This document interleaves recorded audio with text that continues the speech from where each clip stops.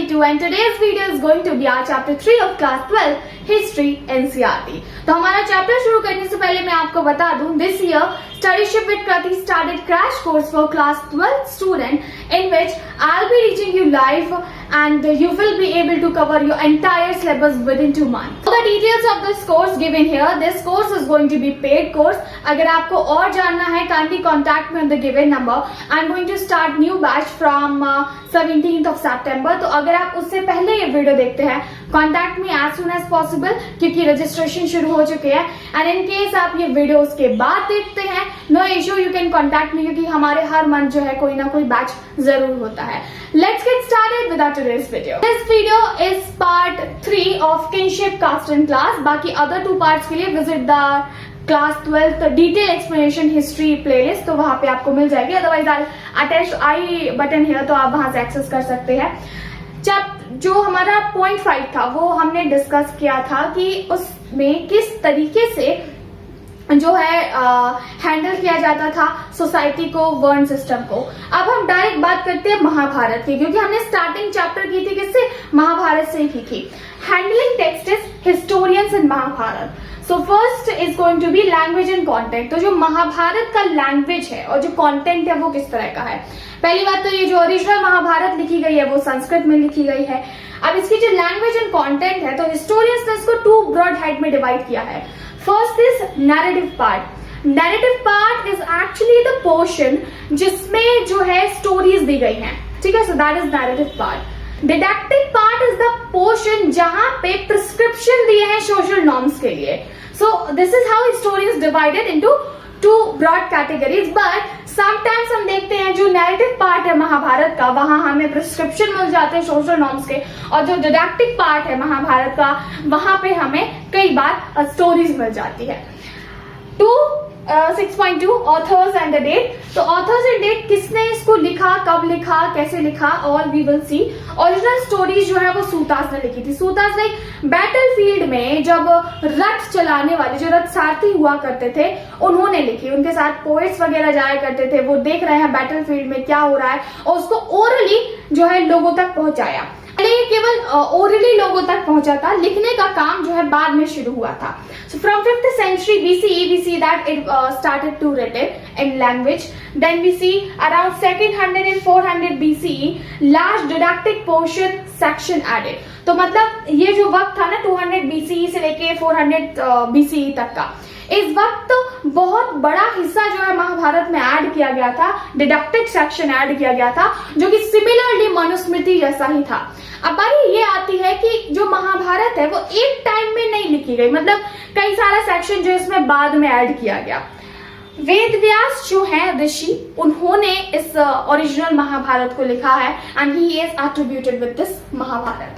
Let's see the next topic which is going to be 6.3 and we will just go for a contemporary evidences that we are having regarding Mahabharata. You know what, कई सारे historians का मानना है कि ये महाभारत जैसा कुछ था ही नहीं, it is just a mythical story and ऐसा कुछ नहीं हुआ था। क्योंकि जिस तरीके से चीजों को डिस्क्राइब किया गया है actually that is ब्रेथटेकिंग if you will see this, कि मतलब इतने सारे लोगों को एक व्यक्ति मार रहा है, it seems impossible almost. The search for convergence, the vivid description of battles, grounds, Kings, the princess हमें मिलता है महाभारत में। अब थे एक आर्कियोलॉजिस्ट जिनका नाम था बीबी लाल, तो इन्होंने 1951 एंड 52 में जो है एक्सकेवेशन किया एट अ विलेज जिसको नाम दिया गया हस्तिनापुर, ठीक है, मतलब हस्तिनापुर नाम का एक विलेज मिला इनको मेरठ यूपी में। अब दिक्कत क्या हुई है, जो विलेज मिला ना ये Kuru which was one of the mahajanapada of ancient time, वो कहीं इसकी कैपिटल मतलब कुरु की कैपिटल हस्तिनापुर वाला ही, हस्तिनापुर तो नहीं है ये। सो इसकी एक्सकेवेशन की गई 5 ऑक्यूपेशनल लेवल पे जो एक्सकेवेशन की जाती है। तो जो सेकेंड फेज था एक्सकेवेशन का जो कि हमें मिलता है क्योंकि इसका कुछ पोर्शन ही एक्सकेवेट किया गया था, around 12th and 7th century CE का अंदाजा लगाते हैं हिस्टोरियंस, और इनका मानना था यहाँ पे हमें मड ब्रिक मतलब मड हाउसेस मिलते हैं। तो मड हाउसेस थे, मड ब्रिक्स भी थी उस वक्त और उससे घर बने हुए थे।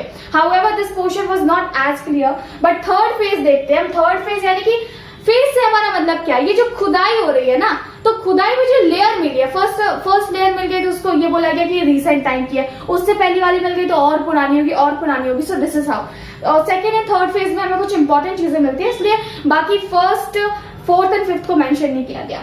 थर्ड फेज जो कि 3rd सेंचुरी से 7th सेंचुरी सी तक की है, ये mud bricks and burn brick यहाँ पे मिलती है हमें, mud brick and burn brick मिलती है। सोके जार्स एंड ब्रेक ड्रेन्स, जो कि मैंने यहाँ पे लिखा नहीं है, तो सोके जार्स एंड ब्रेक ड्रेन्स जो हैं प्रोबेबली इनका यूज जो है वो वाटर ड्रेन करने के लिए इस्तेमाल किया गया होगा। And then we also got terracotta well rings.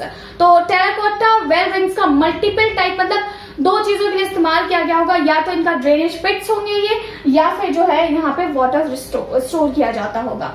अब देखते हैं द्रौपदी के मैरिज से रिलेटेड कितने सारे हमें यहाँ पे कॉन्फ्लिक्ट और एक्सेप्शनल चीजें मिलती है। द्रौपदी की जो मैरिज है वो इतिहास में इसलिए याद रखी जाती है because she was the women जिसकी 5 लोगों से शादी की गई थी, ठीक है। So this proper term for this, it is a polyandry. Polyandry is the woman, or polyandry is the practice in which woman is married to multiple men, and polygynous is the marriage where man is married to multiple women, which was quite prevalent into our ancient society. अब द्रौपदी की marriage से historians को कई सारी चीजें मिलती है। They used to believe that कि 5 भाइयों में कैसे शादी हो गई। So there is one mythical story, if you know that, कि अर्जुन की ओरिजिनली देखा जाए तो, और मतलब वैलिडली देखा जाए तो अर्जुन शादी कर कर आए थे द्रौपदी से। अब ये आते हैं और अपनी माँ से बोलते हैं कि माँ देखिए मैं आपके लिए कुछ लाया हूँ। इनकी माँ उस वक्त काम कर रही थी, कुंती, और 5 भाई भी थे वहां पे। तो उनकी माँ ने कहा जो भी लाए हो 5 भाई आपस में मिल बांट लो। अब ये जब बात बोल दी और बाद में उनकी माँ ने पीछे देखा, एक्चुअली वो तो बहू लाए है, तो इस बात पहले के जो लोग हुआ करते थे ना, वो अपनी जुबान वापस नहीं ले सकते थे, जो कह दिया सो कह दिया। दिस इज हाउ द्रौपदी जो है वो पांडव की कॉमन वाइफ बन जाती है, लेकिन उनकी शादी अर्जुन से हुई थी।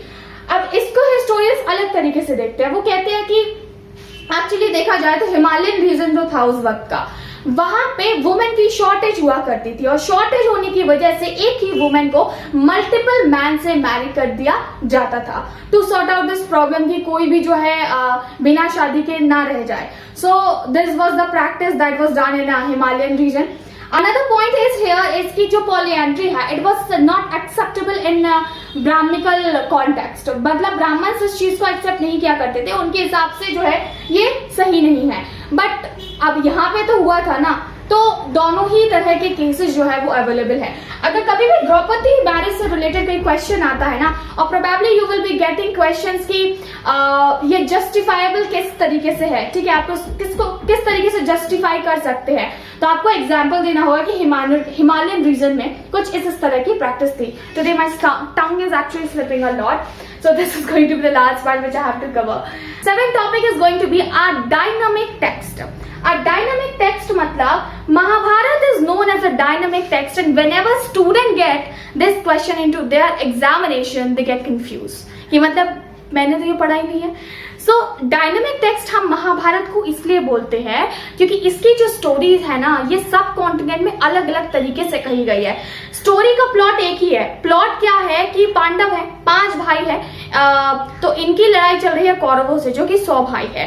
तो लड़ाई किसको लेके चल रही है? प्रॉपर्टी को लेके चल रही है। दोनों में बैटल होता है, बड़ा भयंकर जो है बैटल होता है, तबाही मचती है, नुकसान होता है, यहाँ पे वुमेन के ऑनर की बात आती है, प्रोटेक्शन की बात आती है, एंड फाइनली जो है पांडव जीत जाते हैं और कौरव हार जाते हैं। सो दिस इज द स्टोरी जिसके आसपास ये सब कुछ घूमता है।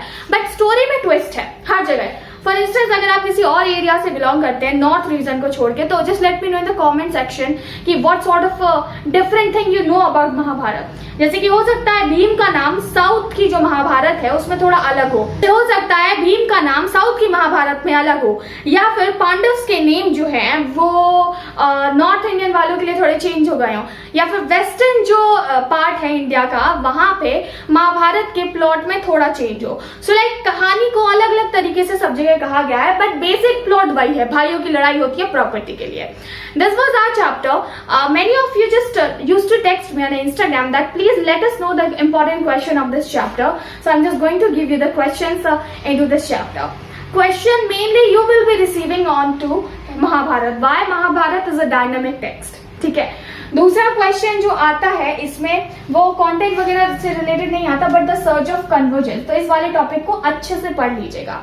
स्टार्टिंग में हमने जो है जेंडर वगैरह की बात की थी, वर्ण व्यवस्था के बारे में बात की थी। So you may get question that on the basis of varna और on the basis of gender क्या एक्सेस था प्रॉपर्टी को लेके to women. You have to answer all sort of questions. Question ज्यादा कॉम्प्लिकेटेड नहीं आते, कॉन्सेप्ट एक बार क्लियर हो जाए तो अपने आप जो है आप आंसर राइटिंग कर सकते हैं। That's it for today's video. I hope you guys have understood. If yes, then let me know in comment section. And like this video, share this video. That's it for today's video. Subscribe Studyship with Krati for more such sort of videos. अगर आपको crash course join करना है, contact me on the given number in description box for more details of crash course. Bye. We'll meet soon into our next video.